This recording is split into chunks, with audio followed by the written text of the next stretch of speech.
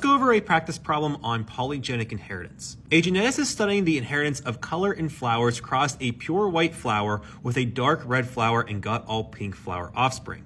This was evidence that the type of flower is an example of polygenic inheritance. This type of inheritance occurs when several genes are going to contribute to one phenotype of an organism. In this case, two genotypes, the A and B genotype, contribute to this one phenotype. From a genetic test, the researcher found out that the dominant allele produces red pigments in the flowers, while the recessive alleles, or letters, produce a white pigment in the flowers. So again, think the dominant allele having the red pigment, while the recessive allele having the white pigment. So the more red alleles, the darker red the flower is going to be. The less dominant alleles, the more white it's going to be. So the question asks, what are the genotypes of the flowers? You can see there's 5 different options here. There's a dark red flower, there's a red flower, a pink flower, a light pink flower, and a white flower. Now, when starting out this problem, I like to go over that the dark red flower is going to have all dominant alleles.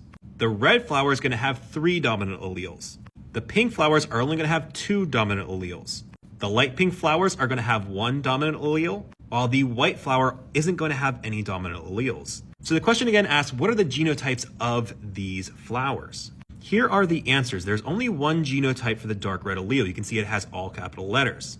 For the red flowers, there are 2 alleles. You can see that there are 3 dominant alleles in each of these genotypes.